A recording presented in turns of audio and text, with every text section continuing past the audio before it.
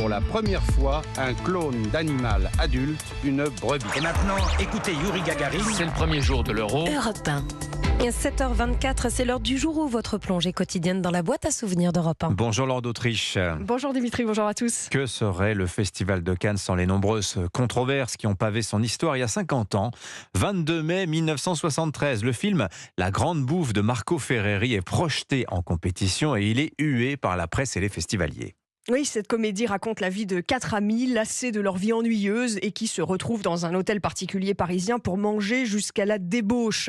La présidente du jury du Festival de Cannes en 1973, Ingrid Bergman, ne mâche pas ses mots. Je trouve que c'est dommage que la France est arrivée ici avec 2 films qui sont les plus sordides, les plus vulgaires de tout. Sordides et vulgaires, certains crachent aussi sur les acteurs. Le réalisateur Marco Ferreri explique lui qu'il voulait provoquer. Dans le monde dans lequel nous vivons, que c'est un monde plat et un peu merdante, c'est toujours très bien provoqué.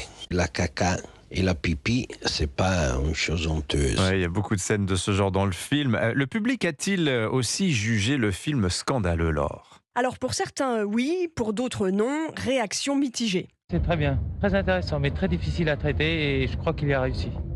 C'est écœurant. Trop long, bien joué, mais assez vulgaire. Évidemment, il y a beaucoup d'excès là-dedans, il n'y a pas de doute.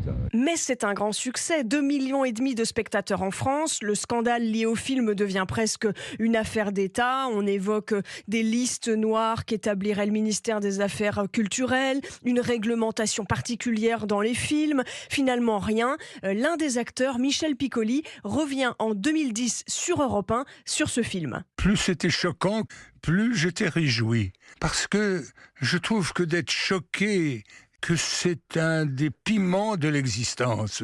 Si on vit dans son petit confort seulement, c'est beaucoup moins passionnant. Michel Piccoli a dit aussi qu'il s'était régalé devant les sifflets et les insultes qu'il a reçus pour ce film. Ils sont indispensables, disait-il, pour vivre d'une façon énergique.